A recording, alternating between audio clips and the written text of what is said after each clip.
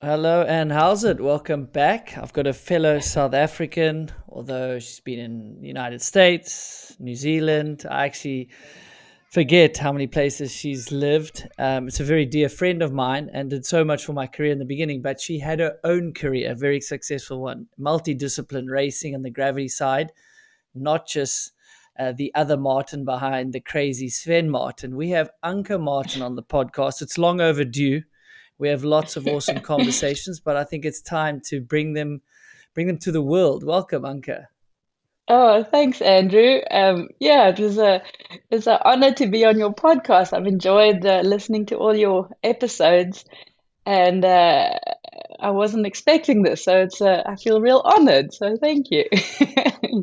Yeah, and like you said, we've come a long way together. So, um, you're like a little brother to me, and it's nice to after all these years to sit down and have a chat.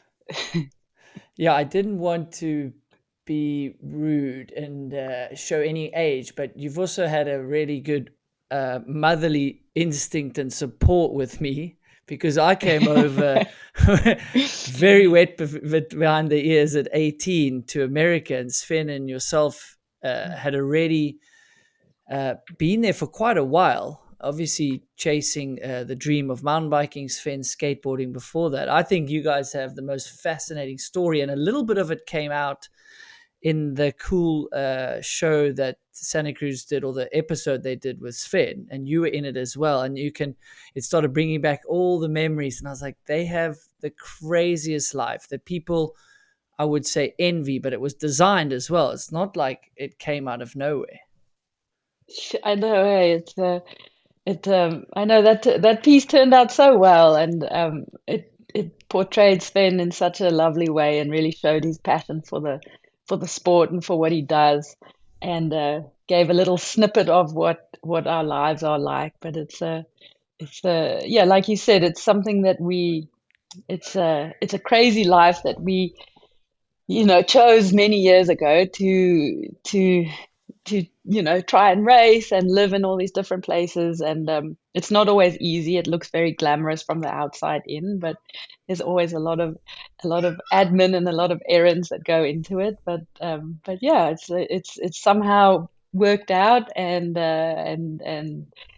through mountain biking in the community, it's been pretty amazing to it's pretty easy to live in different places when you mountain bike, because you just sort of slip into that whole mountain bike community, and you get accepted right away. So that's the beauty of riding bikes. You can go and you can live anywhere and fall into that community and feel right at home.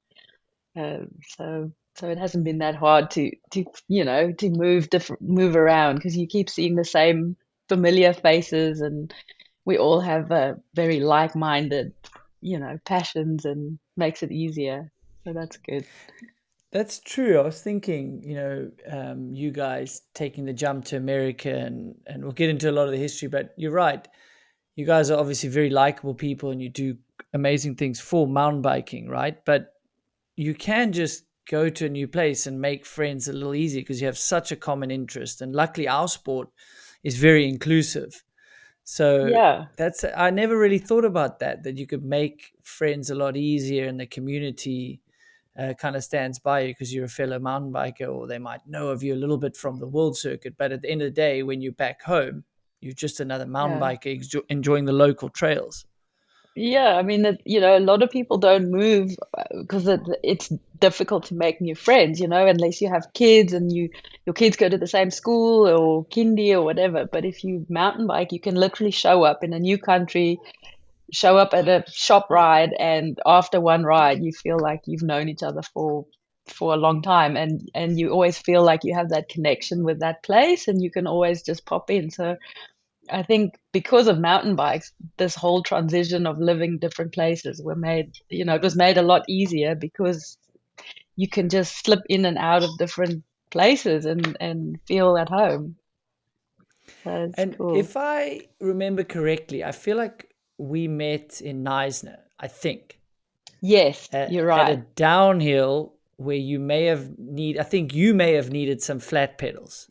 So this is Yes, going way back, way back. where where my dad was still around, Yes, and he was he known helped me as with my the bike. yes, and he was kind of the kind of circuit mechanic because he always was very prepared for us youngsters breaking things. So we were lucky, but I always remember him obviously just being open to helping everyone. Yeah, he And was Sven might cool. have come over because Sven was obviously definitely more, what's the word, more outgoing. He's more Well, extroverted than you, I would think, or definitely, but boys. maybe also more Yeah. serious about my racing than I Yes, was. yes. Good point. He That was would more be a topic concerned. that's going to come. Yeah, he was more concerned about it than I was. So, Definitely at that uh, stage, and sometimes in the future as well, where I thought you had your own path of getting to your preparation for a race, and I think Sven thought sometimes his way would help you, and it was coming from a loving yeah, place. But that is yeah. true. That was funny, and and that's what people don't know. You were the catalyst, the mountain bike catalyst, the downhill racer first, and brought Sven along to the scene from skateboarding because he's been on the podcast. So guys can go back and Yeah, scroll deep in the archives to understand Sven's weird and yeah, odd background. But so where did you yeah. find mountain biking then, or how? Well, I was we were living in the States at the time. I went to study in Los Angeles at fashion school, and where we lived, there was this really long boardwalk, and I just wanted a bike to cruise along the boardwalk. And eventually one day I had this little Zascar, GT Zascar, I think hardtail, and there were all these little trails cutting off the boardwalk, and slowly started exploring where they went. And then one day showed I like went this trail path, and I ended up at Sheep Hills, um, that the jump Oh where no they in ways! Huntington Yeah, Beach. Yeah, I yes, ended up yes. there, and there was this girl doing all these jumps, and I was like, "Holy crap! Like you can do that on a bike!" And she came over afterwards, and we got chatting, and we became like best friends. Maxine Irving, an English girl, and she taught me how to ride bikes. And I just went everywhere with her in Laguna Beach and followed her. And she would just say, Anki, just follow me. And we would go down all the tracks to Lonix Direct Dial. And that's how I learned how to ride. There was um, no coaching, I just followed Maxine everywhere I went. And this carried on for a while. And then she would go up to Big Bear every weekend to go riding or racing. And I would jump in a big dually truck with her full of guys, and we'd go up to Big Bear for the weekend. And that was just what I did for like a year. And then eventually Sven was like, hang on, what are you guys doing in the mountains every weekend? Like, who are these guys you going with? What are you doing? And I was like, well, we just, these are my friends. We go riding and we're going to the mountains. And he was like, he was getting a bit like, maybe I should go see what happens up there. And then eventually he came up one weekend, and then I convinced him to get a bike, and he bought like, it was so hard for him because he's used to, getting skateboards, and he had to spend like, I think $600 or $800 on a specialized something or other, those wireframey one bikes. And anyway, we looked like such dorks, full helmet down, and and he felt so embarrassed because it was so uncool to mountain bike coming from a skateboarding background. So he was kind of doing it like he didn't want anyone to see him. thank But thank anyway, goodness there was no yeah, social media back then because he would have exactly, lost his exactly. reputation. Oh, for sure, because he would look so ragtag, and I mean, we both did. And anyway, he got into it and loved it and had no fear, obviously. And so he just sort of, he just enjoyed it a lot. And that's how we started just doing more races and then traveling to races. And but it all started at Big Bear. So that was I had a cross country bike only. And then I went up there one weekend and they were like, well, what do you want to race, downhill or cross country? And I was like, well, I have no idea. I don't know the difference. So I just did both. And when I got home, Sven was like, which one do you prefer? I'm like, well, cross country was really fucking hard. I'm like, I think I'm going to stick to the downhill. So that's how that all came about. But Oh. that's to get onto the world stage and do so well in downhill and then move over to enduro, and you went over sort of from the beginning of enduro, from what I can gather. You didn't start, you were a late bloomer to it. No, Very I late was starter. old. Yeah. I I didn't, know. I mean, I I didn't mean, say it, but no, definitely I'm not in okay with high my school when age. you started. No, I mean it's you know, when I was, younger, we just partied and went out and didn't do any exercise. That was, you know, not cool. Not the thing Not you cool. did. Definitely not Not cool. cool at all, especially not wearing lycra. You know, I mean, I Yeah, didn't even know how to wear lycra. I used to, like in the beginning, I would pull it like over my undies. You didn't know, you had no idea. But yeah, it's pretty funny. But yeah, so it started, like you say, it started pretty late. But once we got into it, it just sort of took over it consumed everything we did, and we would every weekend go camping, go riding at a new place, and we met, you know, a very enthusiastic guy, Rob Brown, who taught us everything about bikes and what we should look like and what we should wear and how the gear should be, and so he pretty much told us what everything needs to be like. And then um, as soon as we got racing, we just loved it, and it was kind of like an excuse to go to all these new places and ride new tracks, and I never had visions of ever becoming a world champion or being number one. I really loved it for where it took me and the places we saw, and it was really just an excuse to go to all these new places and ride bikes. And obviously, push your own personal limits, but that was it. I never had dreams of becoming like a mountain bike racer. It kind of just happened. Yeah, Yeah, it sounds like it just sort of fell in your laps. That's a proper yeah, natural progression and organic. And well, I mean, to see a new place or to have an adventure, which you and Sven are super adventurous. Well, we're gonna have to just do this race, you know. I And then know, I know. you Well, that obviously, that was, like, how that was ironic is that? That's so funny. it was pretty. That was the draw for me. And then after a few years of racing downhill, um, which it was I loved it, but then I would find myself getting to some of the obstacles and hesitating or getting nervous that I would be in people's ways, and getting sick of just going to the same places over and over, and traveling for a long time and being in all these places. And then if you add up all the time that you rode your bike, it would add up to like a few minutes, really.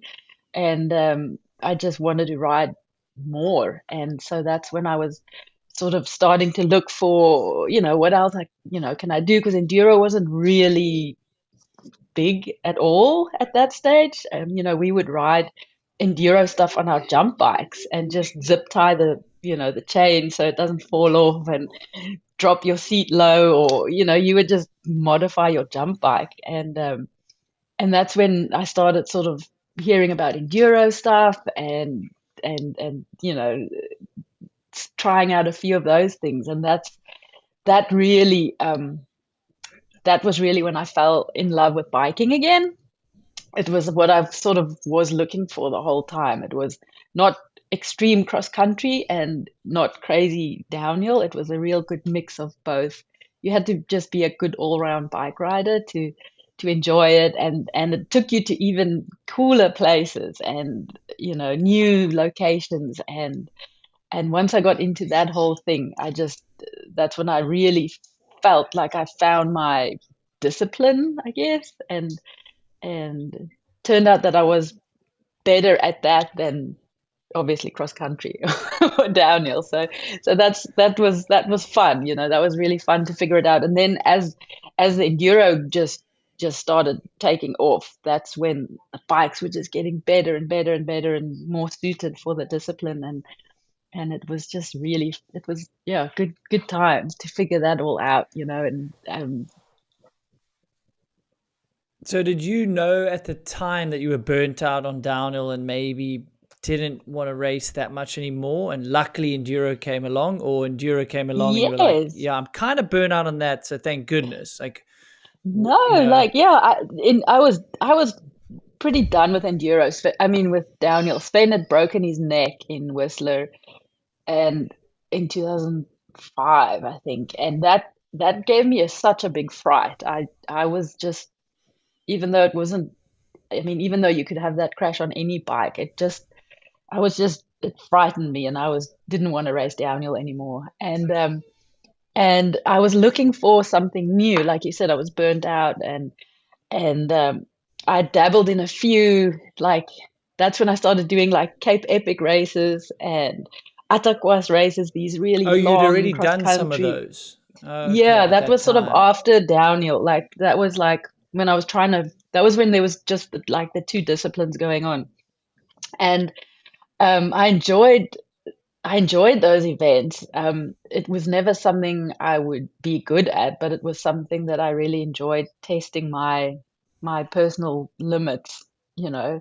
Um, and it was nice to do a few of those hard events, but it wasn't something that I like loved.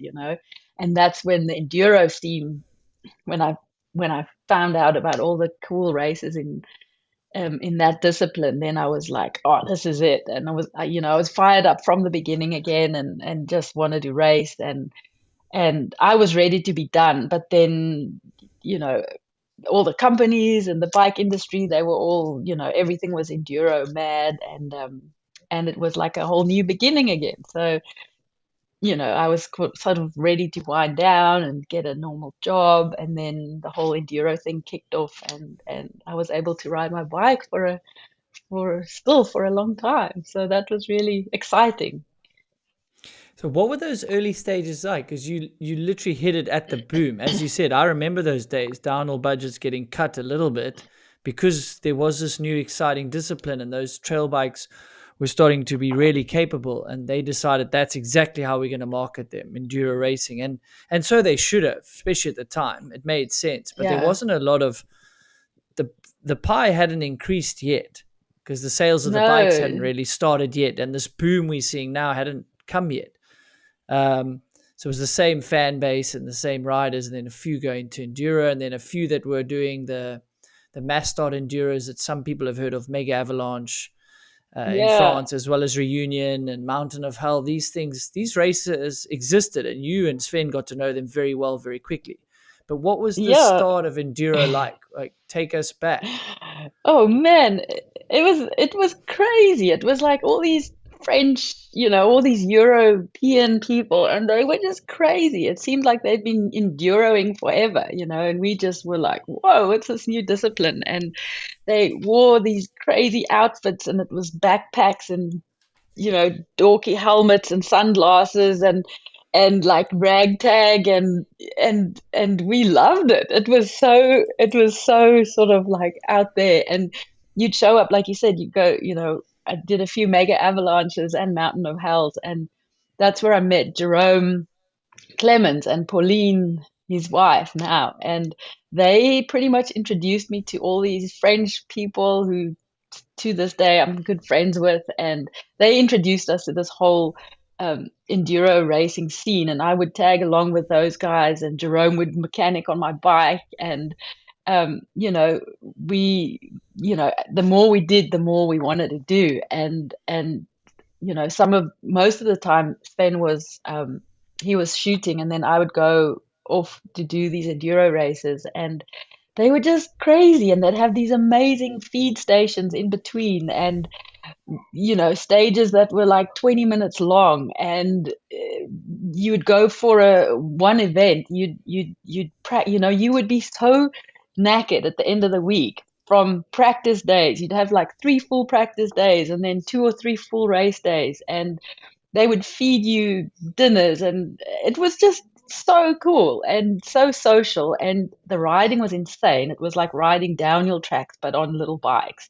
And so you got that same adrenaline, and you got that whole like camaraderie, the enduro spirit of enduro. It really was a thing, and it was, um, it was really.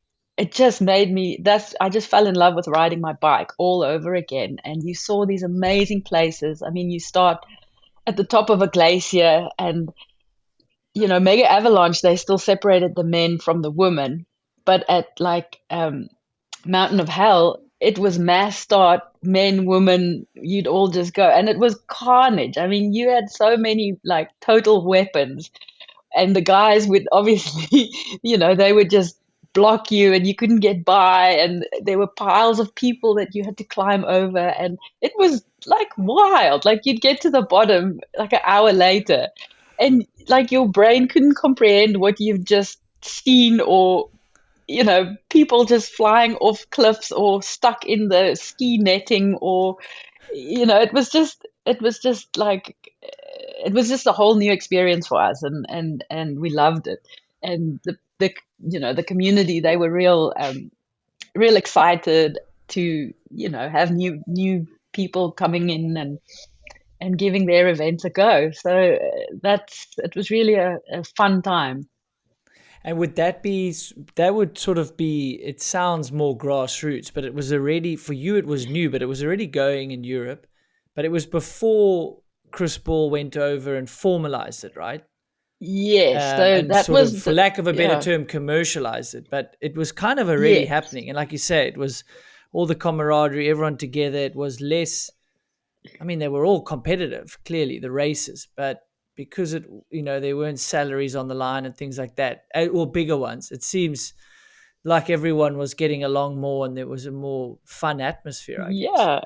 Yeah, I mean it was you'd have names, I'd be racing like Anne Caroline Chasson, and Tracy Mosley was also always, mostly at those events, and like, big names, Nico Buyo, you because those were the kind of guys that were already also thinking of retiring or retired at that time. So they were also dabbling with this new, and Fabian, and all these sort of real fast races. They were all at these events. So it was really cool, and I turned out to be okay at it, because I ended up, like on No, a few more than podiums with okay. I with saw I with saw the Anne Caro, results. so that Yeah. was cool. Like those were um I guess I took the longer the event was, the better I ended up doing. I guess I need to warm up my old bones.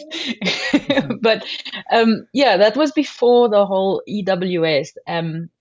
So I did that for a few years, or like mega avalanches, um, and all those sort of the French Enduro series, and the Italian Super Enduro series, and that's where I met like Fred Glow and Enrico Guala, all those, in my eyes, they legends of the sport. And then I was ready to sort of be done again. That was fun for a few years, and seen a new places, and then EWS started, and I was like, oh, well, that sounds cool.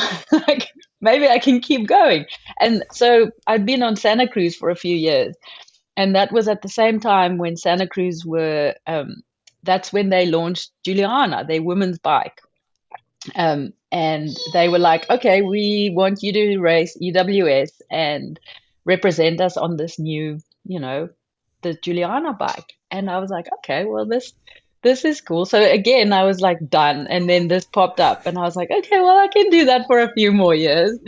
And yeah, that's we started in Punta Ala in Italy at the first EWS, and I did that for a few years, and that was amazing. I mean, that was when everything was like enduro. It was, as much as I loved enduro, I also cringed at how, I mean, they would name energy bars, everything got enduro, enduro shorts, enduro lycra, enduro bars. So it like also went Enduro like a bikes. enduro bikes, like everything went, and that was Full a little bit enduro. that was a bit much. People would be like, "Oh, you're going enduroing today," and I'm like, "Well, I'm gonna go mountain biking," but so it went like from not, it just went a little bit over the top, but anyways, that was a fun. I did a full few years of the EWS when we would go to like Chile, and we went to so many amazing places, and it was such an adventure. And we raced. I mean, the racing times at the end of a weekend, it would add up to like an hour or more than an hour sometimes. So it was such good value, and it was just the best times. I loved it. Yeah, it obviously, as the sport grew and there was more money involved, it sort of, as anything, it became a lot more serious, and the athletes took it more serious. And then I think they started GoProing all the runs and walking tracks. And I think I was sat at the top of a stage one day, and no one was chatting. Everyone was just sat looking at their phones, you know, looking at their GoPro for the upcoming run. And that's when I kind of looked around and I was like, you know what? I think I'm done. This is it. This is not this is not how what I fell in love with, and I think I've had enough of this. And that was, yeah, so that was my last year of racing.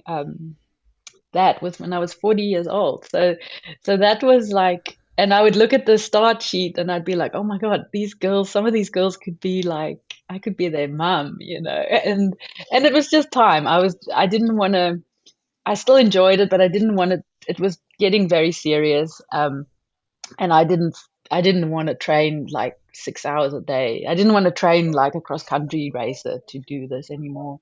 Um, but yeah, we had really good times. And it's quite interesting because obviously a lot of people on the podcast are their goals have been to be number one in the world, or they've become number one in the world, and not everyone races with that goal. I mean, my early goals were definitely not that. I didn't wake up and think that's what I'm going to do. It was like a natural progression of results, and then you go better. But it sounded like you didn't race for that entirely, even throughout your career. Obviously, results are important to keep sponsors and things like that, but you kind of race for the joy of it, and then that ironically was the top of the track. Going looking around, you say, well, this is not my joy Yeah, when yeah, you exactly. made that decision. So were you at peace with that decision at the time? Yes. And then how challenging was retiring and focusing on something else?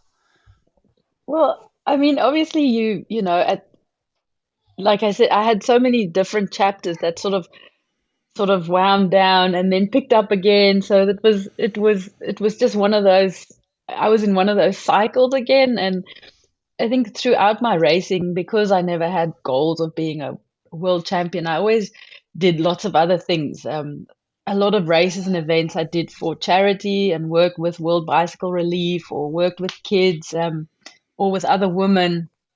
So it didn't feel like just ending racing like EWS didn't feel like it was the end, or I was retiring. I knew I would still be involved in the sport in many other, in different ways, whether it be coaching or mentoring or being an ambassador for the brands. So it was just a good time, and I felt ready for it. I wanted to do other things. That's when I sort of got into like more like also bike packing stuff, and just I was ready to do, just to try new disciplines again, and challenge myself in different ways. But there's definitely a, like, I mean, you're known as a racer, and you worry about how that would affect your sponsorship, and it becomes your identity. That's how people know you. They Yes, know you, definitely. um, but I guess luckily I never, you know, it didn't define who I was.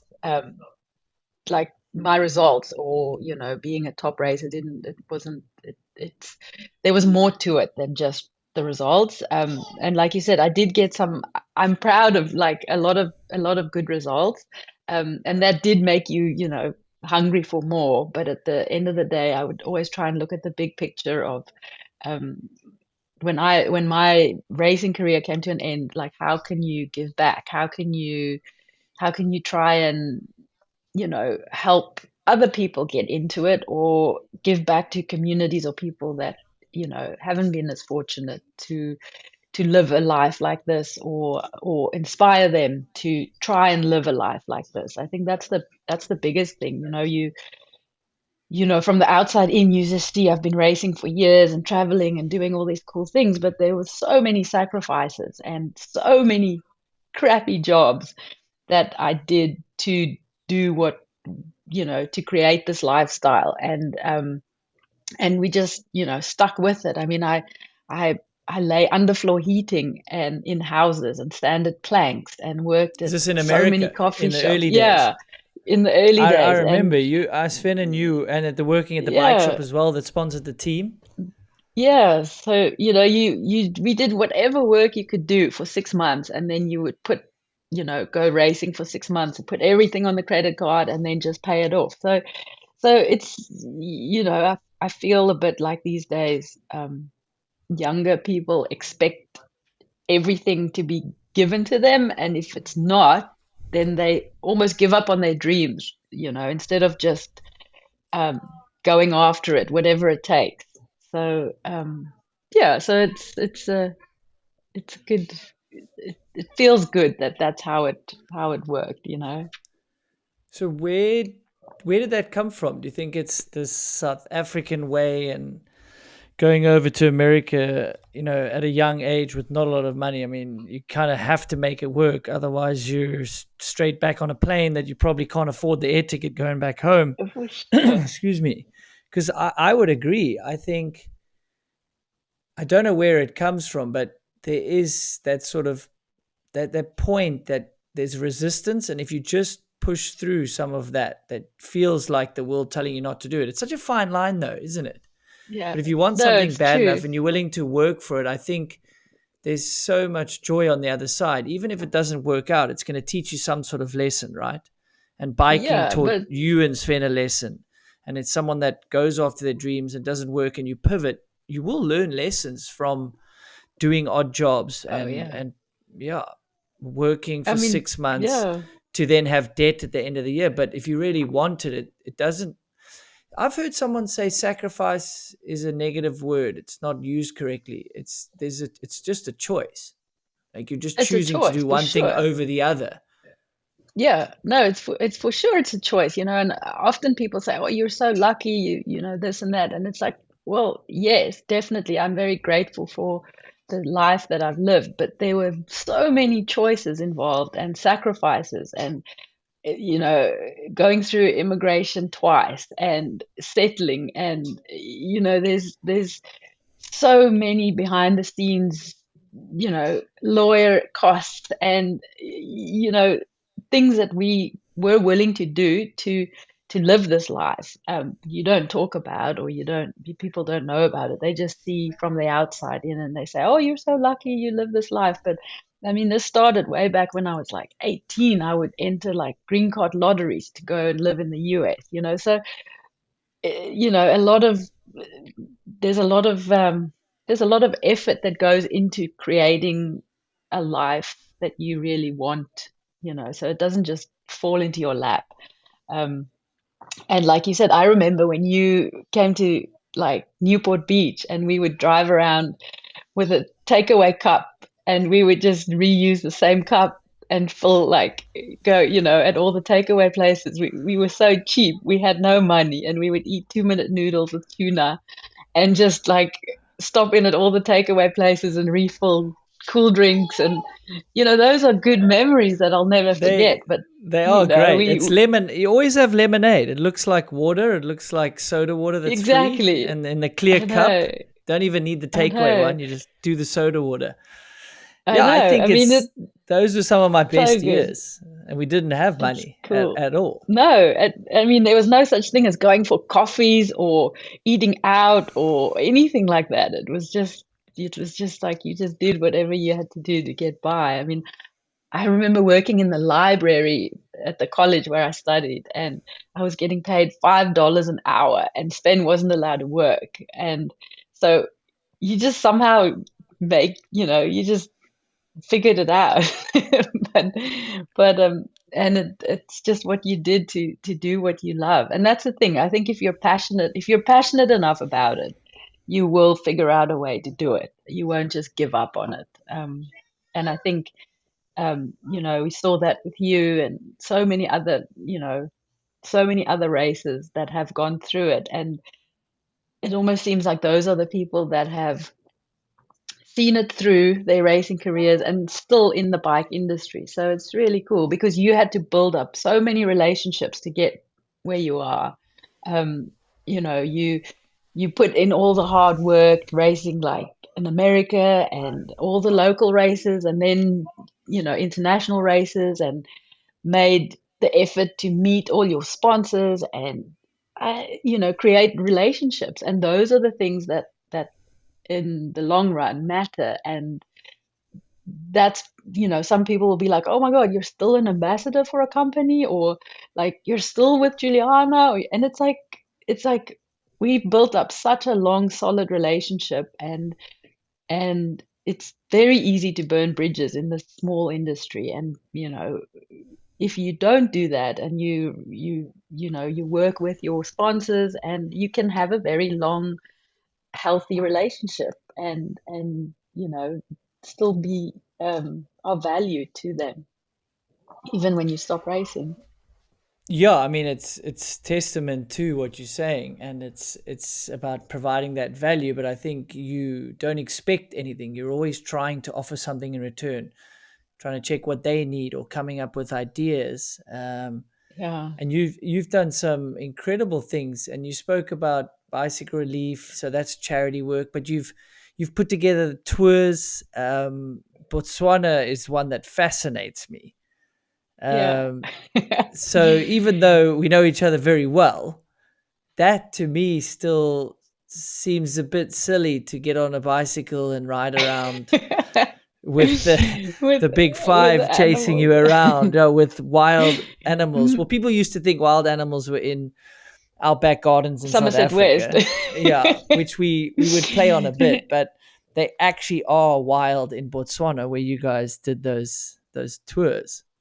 Yeah, I mean that those were amazing. That was I sort of did those in between when I was racing enduro. We would put together these soul trail trips, and it started off being sort of women's only trips because we found there was a market for women who wanted to go on holiday without the pressure of riding with men. But that evolved into more mixed trips. And the one place we went to was in Botswana, which is so special. I mean, you go there, it's the quality of the trail is not like riding, obviously, Whistler or something like that, but it's just riding with all those animals and not knowing what you're going to see. And every day is different, and you don't know what you're going to bump into around every corner. And it's just, it's truly a wild place. And to see that from your bike, it just makes you feel so small and insignificant, and it just kind of puts everything into perspective, and it just is such a spectacular place and part of the world. Um, and yeah, that was really a really good trip, and we went out there a few times, and people who went along with us, they still remember that as one of their favorite sort of experiences. And sleeping, well, and just sleeping out at night without just the fire that keeps the animals away. So you have to take turns. Everyone gets a slot where you have to stay awake and keep watch, and it's the scariest thing because you hear like hyenas and lions just you know like right there, and then when you wake up you see their prints just sort of walking like around where you were sleeping, and it's fully your responsibility to make sure your friends don't get um, you know, killed, Eaten. uh, eaten. Have you got guides with Um, you with rifles as a yes, backup? you do have like two guides with rifles, but they're sleeping, and so Oh, so everyone when has to. You're on your own, and then yeah, what is your you're job? on What your did they tell own. you? Yeah, Wake us up. Wake us up if there's a big yes, animal. wake us up, Oh, and oh my and goodness. and so you're sitting there awake at like say the 3 to 4 a.m. slot, and you just everything just sounds louder and closer, and you just all your senses are so heightened. But it's quite an experience. I mean, it's definitely something I would highly recommend.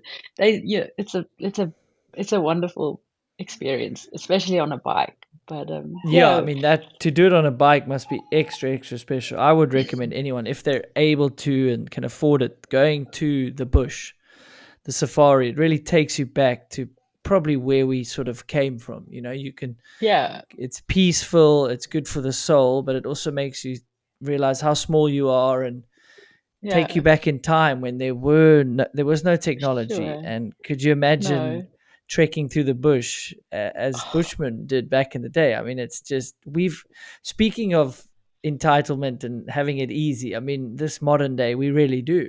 Um, mm, we can be grateful for it. We are lucky for certain things to be born in this time, this era. But yeah, it's good to go to those places and maybe realize and be grateful for what we have now and for I where we know, came from. hey, I guess it was one of my top three holidays ever. Going back to the bush as an adult, I went as a kid, yeah, which a lot of yeah, South Africans, we are. That is lucky because you live in South Africa. yeah, You're yeah, unlucky because your currency goes nowhere. yeah. And we have other political issues, but we're very lucky because you're close to the bush. Dude, Pros and cons to everything. no, it's honestly like I always say to Sven when he's tired of shooting mountain bikes, I would love for him to get into wildlife photography because I could happily just like spend a decade or so cruising around a Jeep looking for animals and just, you know, getting lost in the bush. It's fantastic. I love it. You Yeah. think And he like could you do said, it? everyone should take the opportunity someday to go and experience it for sure. Definitely. You think he could ever Yeah. slow down though? Slow down. I know Well, you I could. have I don't know if he will.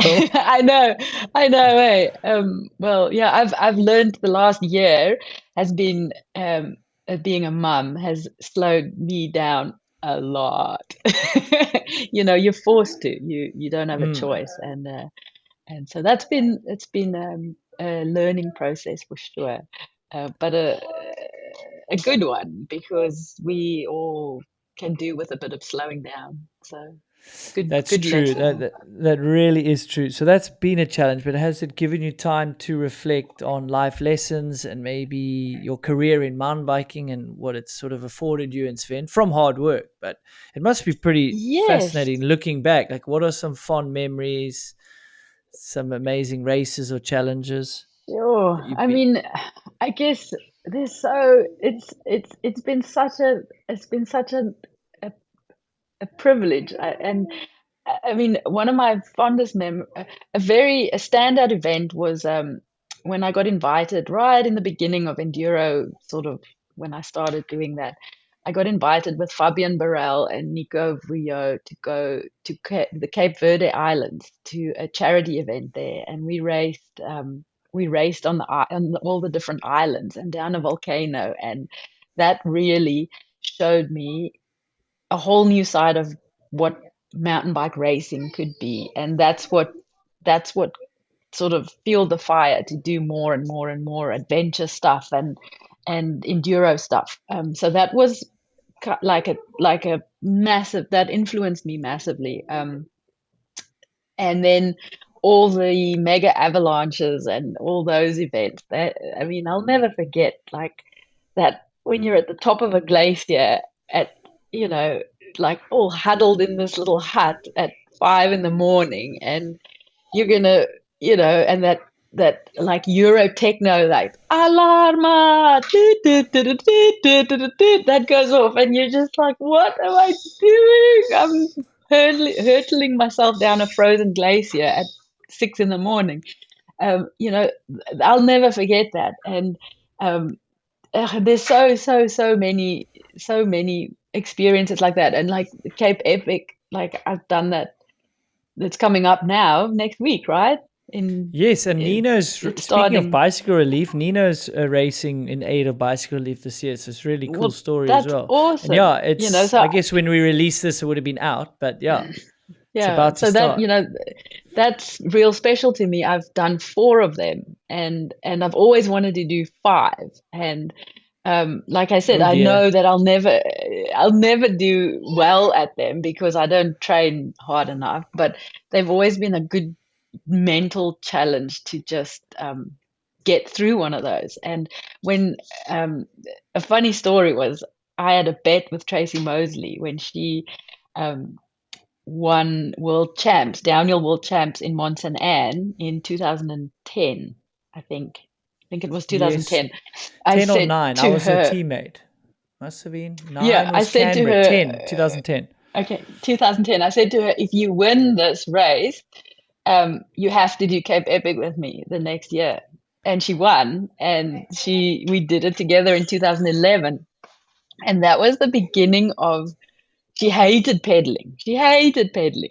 So that was the beginning of her like getting into endurance events and you know that was such a cool week with her and together with like a few other racers we did that for like World Bicycle Relief and we managed to raise like 50,000 bikes. So that was enough money to, you know, donate 50,000 bikes. So that's a lot of, you know, that was really cool to do things like that for a reason. I couldn't do something like the Cape Epic and not have you know, greater reason for doing it, for suffering for a week, you know. Yeah, So, geez, like people ask yeah, me so about with that. I'm like, wow, I don't think I want to be on a saddle for 8 hours. But you had this you'll amazing have to, cause yeah, and like reason to do it. No, no, no, exactly. don't get any ideas. I'm gonna go to Mega Yeah. this year, which we'll talk about Oh, maybe this cool. year. So, Okay, because I you'll think have to every do the mount, epic no, no, no, no. I think every mountain biker should do the Mega Avalanche, not the Cape Epic. That's what I stand for by. sure. Well, But how I'm about but both? You can do I'm both. fine. I'm a really good spectator. I did an e-bike uh, race 2 nights ago. It was yeah. only 20 minutes plus a lap, so 24 minutes. It Uh, felt like an hour. E-bike oh man, racing, it's I gnarly. people think it's easy. It's horrible. And I No, mean, I no. wasn't that fit. But anyway, how, yeah, speak of the Cape Epic. So unbelievable cause that you did it for. And that's really special. I mean, I would be proud of that as well, as you should. But what's the mental battle like? People, yeah, that really is Oh, a bucket list race for a lot of people. And there's only a few people that are there to win. It's a big participation sport and a mental battle to get through. yeah, I mean, it's like I said, I couldn't do something like that if it was just. I think, I mean, the first time I did it was just I wanted a new challenge and I just wanted to get through it. And then you know, thinking of the next few times to do it, you definitely, for me, I personally need like a cause or a goal to keep pushing myself to get through it because we're out there almost double the amount of time as like the pros. You know, they do it in like, you know, 4 or 5 or sometimes 6 hours and then we're still going, you know, while when they've already had their massages and recovering and whatever. But I just loved in those early epic days we did the point to point races. So we would like start up in Neisner and ride back down to Cape Town. So I really loved those journeys. Like and then when it became a bit more sort of like you would stay in one place for 3 nights and then move on, I didn't lose interest, but I was like, I was quite sad that it wasn't like a point to point race anymore. Um, but sure, those were hard pushes, but all these experiences on my bike always relate, you know, I always relate back to them in normal life. Like whenever you're going through a hard time or you think, oh, things are tough, you just think back to those times and I don't know, it just makes you, it makes you, it, it, it you can just deal with things better and things don't become such a big deal. It teaches you how to work through problems and just, you know, my dad always used to tell me you can't swallow a whole elephant, you have to eat it bit by bit. So kind of look at life like that, just chip away at it. And yeah, the Epic it's an amazing event, I mean, it's hot and it's like people don't realize that's what gets a lot of the people, it's like 40 plus degrees most of the time. And you do it with a partner, and your partner and you're never feeling good at the same time. You never need to pee at the same time. You're never hungry at the same time. So you're never really in sync. Like one day you're feeling great and then they're feeling great. And then, so that dynamic is really hard, to work with a partner, which I find quite interesting. And then so your choice of partner is really important. Sounds like um, marriage. it is like I mean, Hey? and then you're Cape Epic is a tired and lesson for marriage.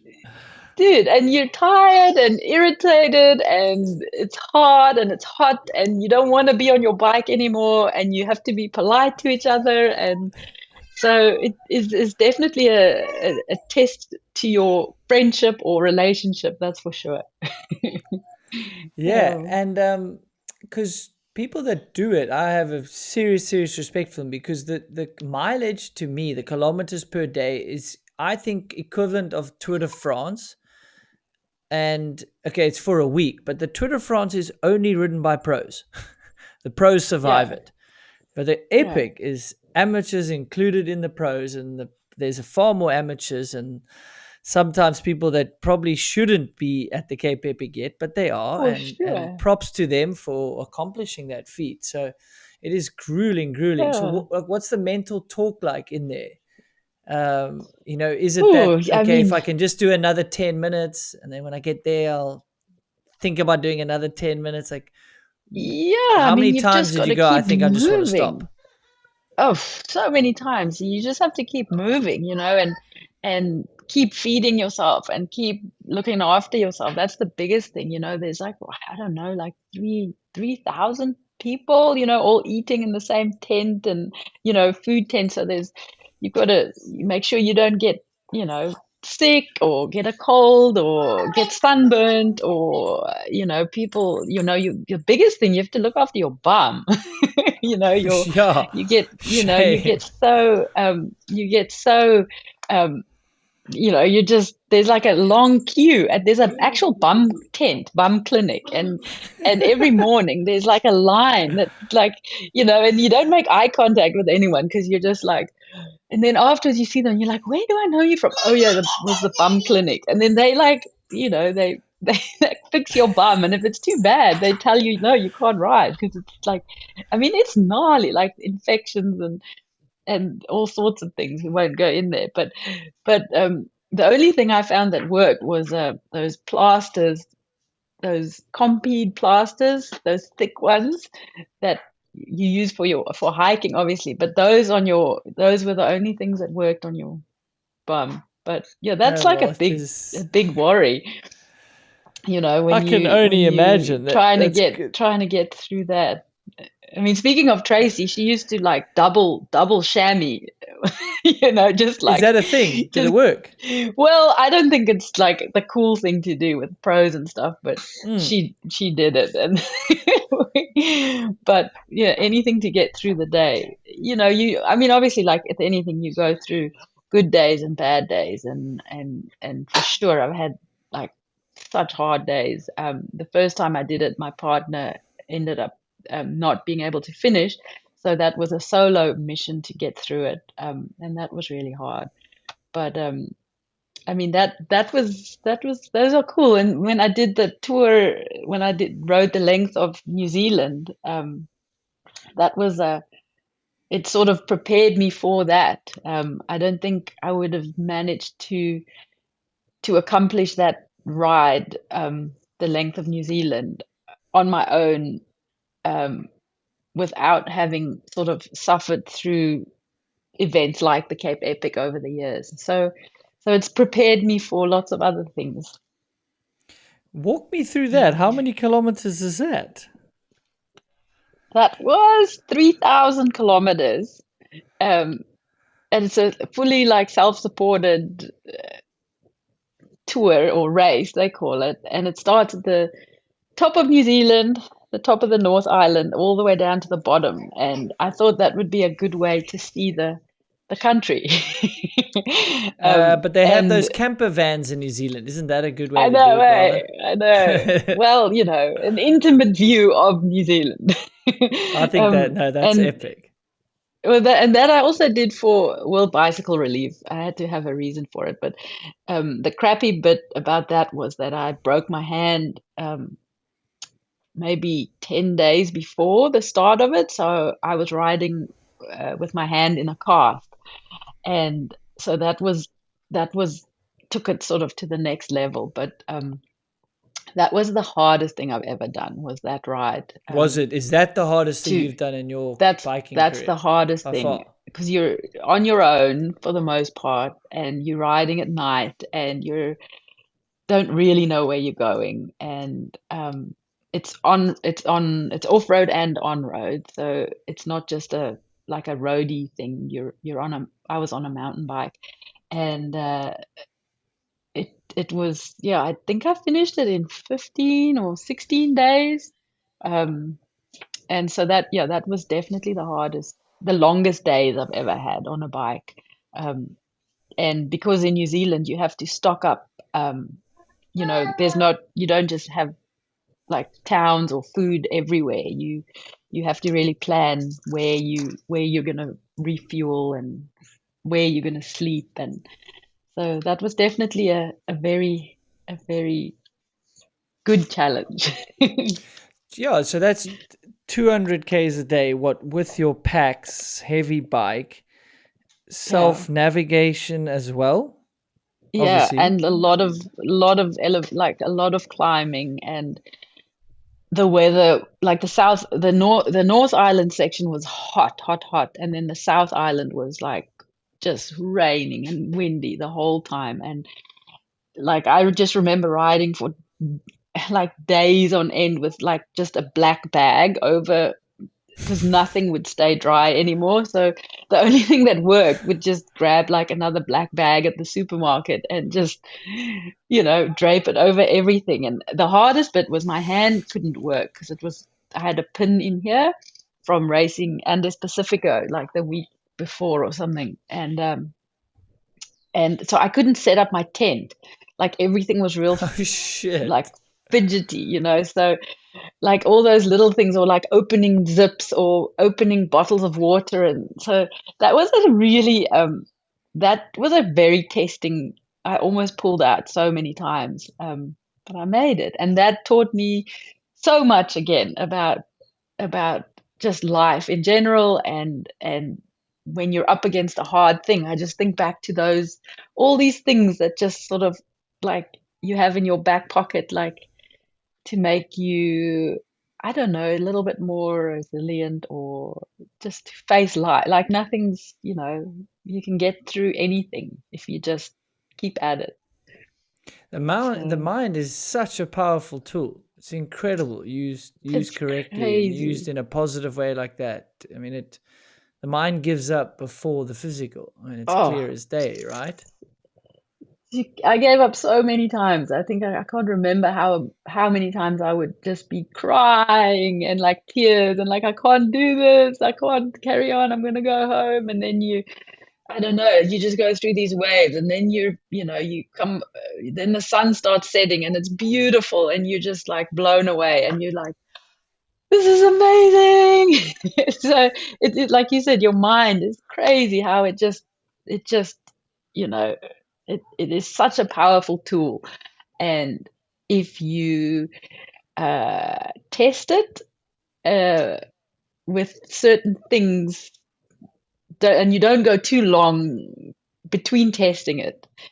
It's like I don't know. It's like you need to do these things to keep you know learning how to overcome hard things. I don't know. I find that it works well. It translates well into real life for me. No, So I mean, I can hear it.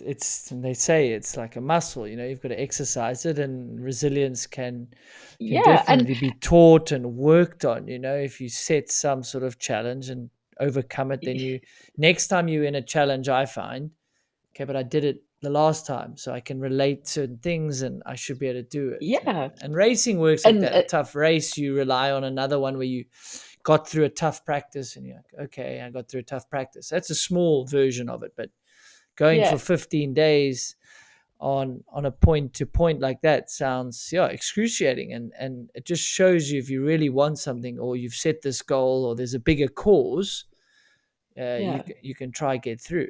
Well, I'm speaking Well, for you. yeah. I haven't ridden for 15 days in a row.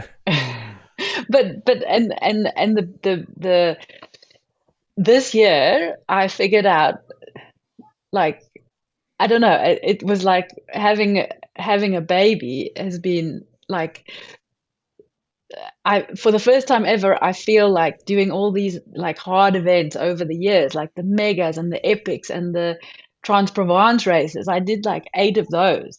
And those are hard races, and all these events that I've done over the years, I think they were all preparing me for being a mum. And I'm so thankful for it, because it's hard being a mum, and the sleep and the everything, that they talk about, it's there, but it's like, if you think back, like, and you put everything into perspective, it like, so I, like I said before, I never wanted to become a world champion, but all these events that I did over the years, I think they were all preparing me how to deal with being a mum and dealing with uh, just keeping going and endurance, and just sort of like not letting it get to me too much, and trying, you know it's funny, because for the first time I was like, okay, now I know why I did all those hard events over the years. Like, it was all preparing me to for this whole motherhood thing not to be too crazy hard. Yeah, but and it seems like you have a good attitude. I think attitude is key as well. How you frame things, and maybe if you frame it that you're prepared through these things, it'll be easier. I don't know. I Yeah. can't speak for it yet, parenthood, Yes. but it seems like Soon. anything difficult, because there'll be difficult times. If you have a good attitude going in, I think it's not a lot easier, but it should hopefully be a bit enjoyable along the way as well.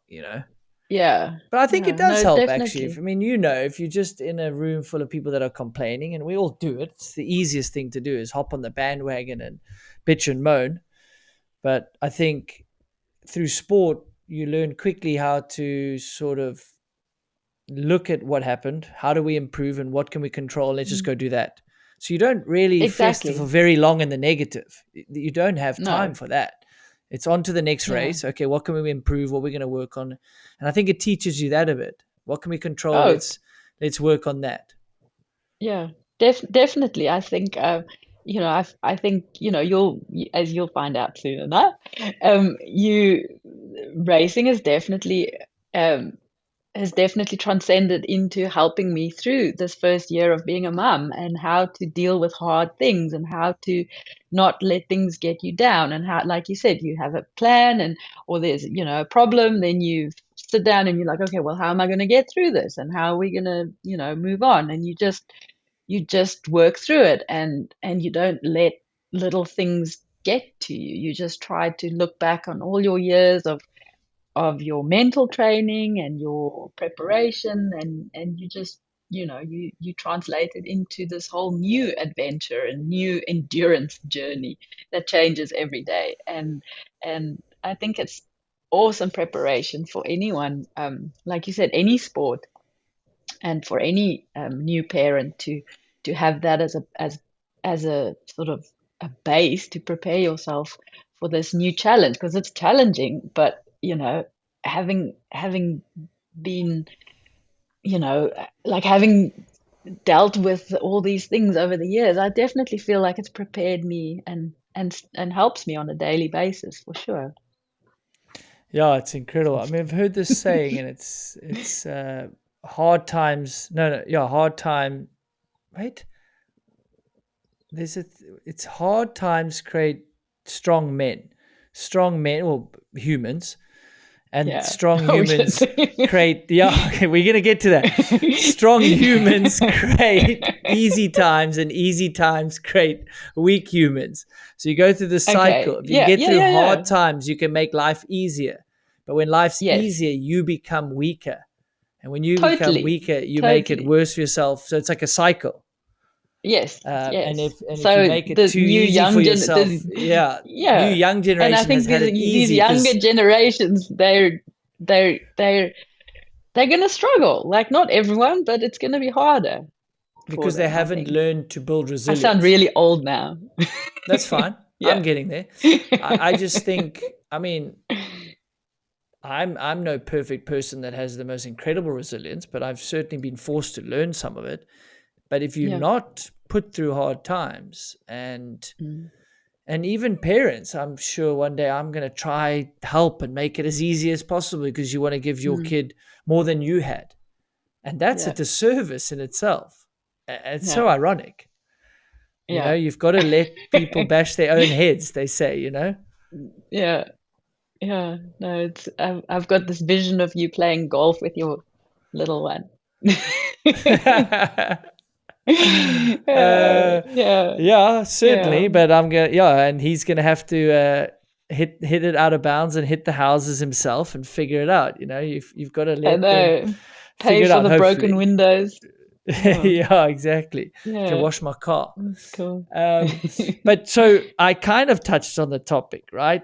This day and age, be careful what you say and how you say Oh, it. But you've been in the sport a very long time, and you have seen the progression and been an advocate for women and what they're doing and the progression, but also I think realistic about it all because you've been there from early days. So how has it been for you as a woman in the sport, and then how have you seen the progression? sure. This is a whole Podcast. podcast on its own. Hey, sure. Well, okay. Like, I mean, the progression at the moment is unbelievable. It's mind blowing. It's amazing. It's wonderful to have all these women that that are pushing the boundaries and progressing. And it's so cool that I know Ziggy has these girls to look up to as role models. Like one day doing what they're doing is just going to be what you do. It's not going to be like a big deal, and that's really, really cool to see. You have this whole like, you know, niche group of women that are really pushing the limits. But then you also have at the same time, they're so gnarly and so advanced that you also feel a little bit like some women are scared off now. They don't want to start mountain biking because they feel like everything is so gnarly and you have to be super, super, you know, gnarly to make your mark in the sport. So it's wonderful. At the same time, I feel like you also don't want to scare a lot of women away from starting to get into the sport. So there's such a fine line between that. You want to showcase that it's a welcoming sport for everybody.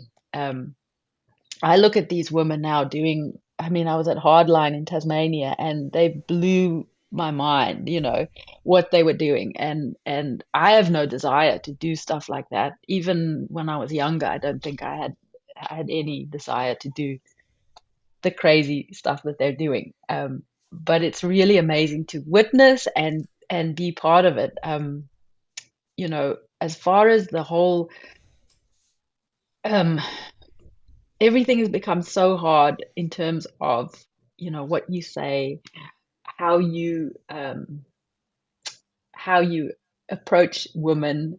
Do you call them women, girls, ladies? It's become such a tough topic to talk about that you know people just almost stay away from the whole thing, as it's easier. But back when I started riding, we didn't have all of this stuff going on, and I find that. we just rode bikes, whether it was with men, with women. We didn't have coaches. We just went riding. If you were the slowest, you would learn, you would go in the back and you would just learn from whoever you were riding behind, and almost thrown into the deep end. And I quite like that approach. I, there's a lot of, like I said, I don't know, there's a lot of stuff going on now that makes you almost afraid to even, you know, touch on the topic, to be honest. But Yeah, I mean, yeah, I hear you. It is. There's a lot of noise as well, you know. And you've said a few interesting yeah, things, like because I was going to ask. Okay, so you said you just went up to Big Bear, you and Maxine, yeah, bunch of guys, yeah, but it actually was just a bunch of mountain bikers, as you said, right? exactly. Yeah, Just a bunch of mountain bikers. You happen to be the least experienced person of the lot. You ride at the yeah, back. Everyone's seen yeah, pretty welcoming. The sport is welcome. yeah, It's inclusive, which makes yes, it so awesome. Um, yeah, but I never thought about all the progression that's happening, and it can scare women off.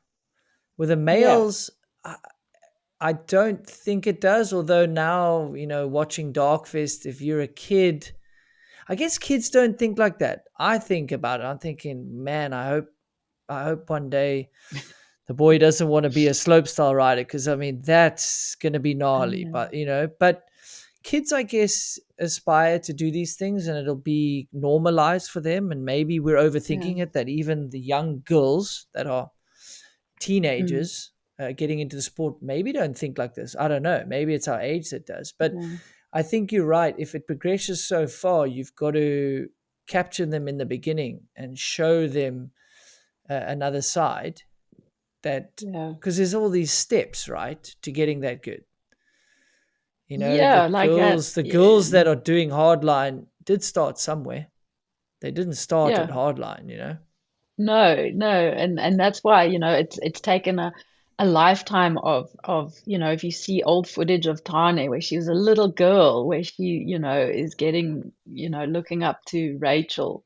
So she's been at it her whole life. Like it didn't happen overnight, and it's taken her so long to get to where she is today. And just for an example, but and I think, like you said, the younger generation of women, girls, they are being raised, whether they're a girl or a boy, their parents are raising them the same way. There's no, difference. So they don't see, obstacles as, they don't see it as, girls don't look at it going, oh, I can't do that. It's just going to become the norm because that's how they were raised, which is which is really cool to see. I mean, you see it throughout skating, surfing. These little young girls are just ripping. You can't tell if it's a girl or a boy anymore. Um, at the same time, I feel women are always pushed to be so, especially in mountain biking. You always have to do hard stuff. You always have to be gnarly. You always have to be tough. You always have to put up this, like, I'm a badass front, all the time, that you often lose sight, and you often lose that feminine side, um, Mm, which okay. which is also, um, which you don't even realize when you're in the thick of it. But you're always putting up this, like, tough front, because you have to be tough in the mountain bike industry, and things are scary, so you convince yourself that, I can do it. Um so it definitely, like, has an effect on women's health over the years. You see a lot of women with adrenal fatigue, um a lot of, sort of, they're sick again. But we mask, for years, you mask being a woman. You're training through your cycle. Men coaches are training women the same as they do men, treating them the same, and you have to do the same tracks, do the same. So you definitely, women are definitely forgetting how to be women as well. So that is the one thing that you know it's good to be gnarly and tough and do all these things, but at the same time, you have to also remember that you are a woman, that it, respect that we are different. We have to train differently.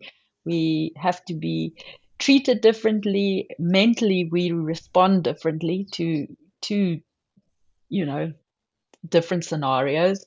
Um, and I think if you can find that balance, then that is what, that'll be a good a good asset for girls to be gnarly and do all the hard and crazy stuff, but don't forget that you are a girl and you're allowed to be soft. You're allowed to wear pink. You're allowed to enjoy dancing or other feminine things. Don't completely forget about the the things that are special to being a woman as well. That is super interesting, Anka. Thanks for sharing that, because I don't even think we've dived too deep into that off a podcast, which I wish we had, because you know, my wife wanted to do some half Ironman stuff and started getting deep into the training. And then I didn't know there's books on it, on how to Yeah, train yeah, on and off your cycle. And I was like, yeah, she said, read this chapter. I think I might have found it. I was like, this is insane. yeah, Makes so much sense. yeah, How could you not, listen to the body? And there's yeah, different times to train different intensities. So I was like, okay, that's physical. And then you mentioned yeah, something about the emotions. Like, if you block those out, they probably manifest physically. We all know that happens to yeah, males as well in different ways. And we're seeing it in other sports. There's been some very high profile athletes that have opened up about, you know, mental health. Um, yeah, and it makes sense if you push to be someone you're not, or put on this act. I mean, it happens even in the males category. Let me tell you that. You can't yeah. admit you're mentally struggling or you not No, feeling well, like, because then you're not hardcore, especially in a sport of downhill, right? yeah, Um, so that's pretty interesting. I mean, it makes me think, like, there are these differences, and it's like we're not allowed to admit that factually, that yeah, there's a biological difference between male and woman. I'm probably going to get in yeah. some shit for that, just saying that. But I mean, No, that's just a no. fact, right? So there's the fact that there's a difference. So that means they relate different to stress, different to fear. Hmm. I mean, even social Hmm. awareness and Yeah, spatial, not social awareness, spatial awareness is factually being yeah, tested as different. Apparently, yeah, like, if there's a free throw male doing free throws in basketball and free throw woman, there's an actual difference because of the chemistry in your brain, or the makeup. I'm going to yeah, butcher it, mm, and that's just a fact. Like, you don't even think yeah, like that. You're not allowed to. yeah. So yeah, so it's interesting stuff, and it's nice. I know, again, I'm using Tane, but like I know Rachel and Tane and all these high profile athletes are touching on those subjects and making them non-taboo to talk about these Mm, days, yeah, and that's really good because the younger generation, they need to, you don't learn about that stuff when you're young. You only figure it out when you're sort of getting older and almost finishing up your career. But if they are aware of these things now at an earlier age, you can learn how to manage it and work with coaches and work with nutritionists and really tailor your program to work to be in sync with your body as a whole, mentally and spiritually, and I think you can get better results, and have a longer career, and just approach things in a clearer way. If you just not in the right headspace to be hitting stuff like at hardline, it's if you plan things a bit, I think women will have greater success, and their potential will come out, and they'll do better. I really believe that. But that's a whole nother podcast episode, Andrew. it definitely is. We'll have to get you on again. I'm just thinking that you need to get into a team manager role or a support role, because you could I definitely know. help the younger generation, maybe, I guess, normalize what they're going through. It's an okay feeling. It's normal. Maybe Yeah, this yeah, this isn't your week. It's going to be a tougher week. exactly. Let's manage that, and then we'll see how we are the next one. Whether it's from your cycle, the emotions, or the track that you really aren't gelling with, and that's okay. Mm. but we're Yeah. really not allowed to in professional sport to admit these sort of from the outside looking like weaknesses, So with all Yeah. you've learned, would you then have done some things differently with your racing, looking back? Sure. I guess because I'm definitely more sort of knowledgeable about my health and all of that at this stage.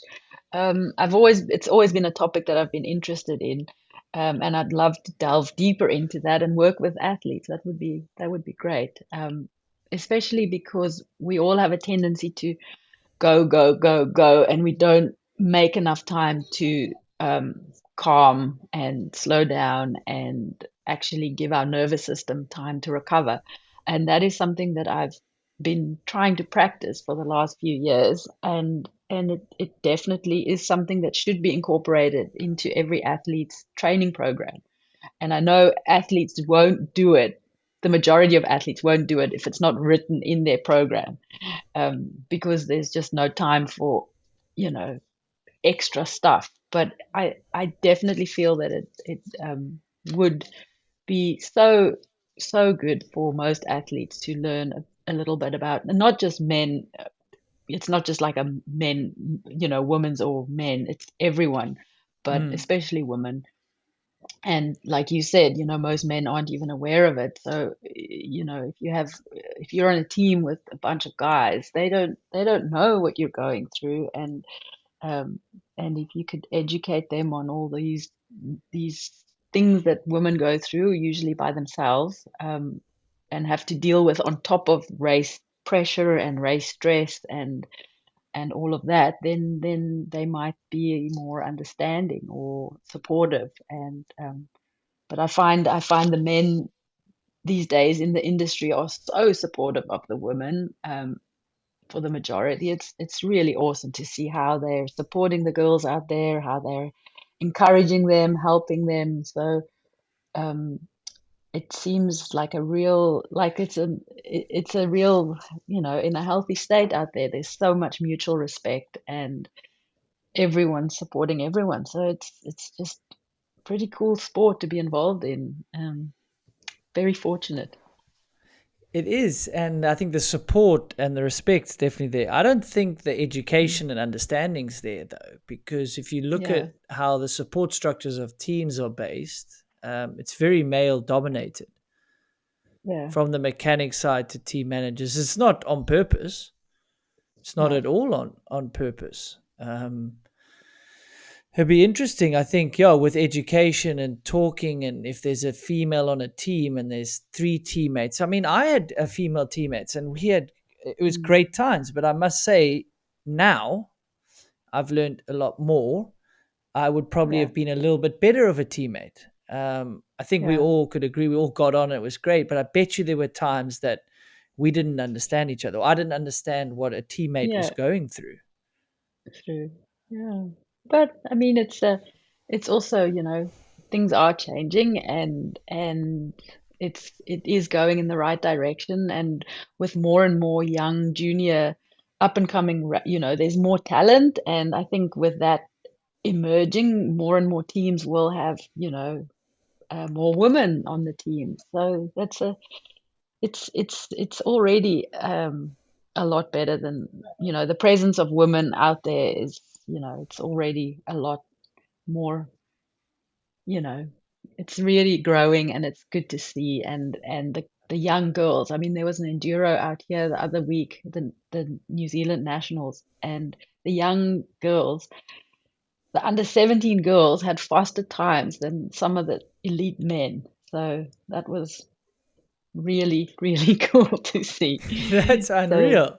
That's I cool. know it was really cool. But yeah, I think as long as you don't forget, the whole man, woman, it's just enjoy what you're doing. Just get out there, ride bikes, inspire people to ride bikes, enjoy where it takes you. Um, don't take it too seriously. Just have mutual respect for everybody and try and learn from each other. It's pretty simple, really. I want to be respectful of your time because I know you don't have a lot of time in New Zealand, and we've spoken about Ziggy, and we don't, normally I've Sven on the podcast and he's off to an airport, but you've got a lot of stuff to do. But I think that is an amazing place to put a bow in this podcast, which probably we'll have to Yeah, do again, or you can jump in when Sven's doing the review one, maybe I help us know, with a right? woman. Um, but yes, treat everyone well. Try and enjoy yourself along the way. I mean, that's probably something I would tell. I had a great time racing, don't get me wrong, but Yeah, that's probably one thing I would say. Just remember it's going to be over. Enjoy it a little bit more. Yes, it's stressful, yeah, but tomorrow's another day, right? Maybe yeah, tomorrow will be less exactly. stressful. I know. Not too many people remember the result. Maybe Sven, because he's so passionate. But yeah, just enjoy the process and enjoy everything, man. It goes by in a flash. Take it from an old lady like me. It goes by really quickly, and don't stop because people tell you you're too old. Just keep doing it until you don't feel like doing it anymore, and love it. Like, just love it. It's we're all living a privileged life, and just enjoy every minute of it, man. I think that's brilliant. Anka, thanks for everything you've done for me and my career and family. And I look forward to many more conversations. This, I think we've just tickled it a little bit. So Touch. thanks so much for Yeah. your time. I Yeah. touched on it a little bit, and I think that's just in the life lessons you can get from sport are huge, and Mm, lessons from in here. Like you said, just enjoy it. And that goes for biking, life. It's going to be over before you know it, right? It's I all know, those right? cliches ring true. I know it's been an honor. I feel really honored to you wanted me on the podcast. I haven't done many of these, so yeah, thank you. Thanks for Well, having me, you and anytime. look You should forward do to more. look You for. should definitely do I more. know, I Hopefully, know, I I know. think you should. There's a There's so whole many what messages out there. I know, lots to talk about. Definitely. Well, everyone Thanks, listening, Andrew. anytime. Everyone listening, you might have knew of Sven, but behind every good man, they say there's an even better woman. You've now got to hear why. Keeps Sven sane, keeps him a little bit calmer than he is. Go follow Anka Martin on Instagram. Thanks to her. We are on YouTube. Hit up Moving the Needle podcast on YouTube. That'll be a big thanks. And maybe share it with a friend and leave a review. That really helps me get more guests on. So till the next one, thanks very much.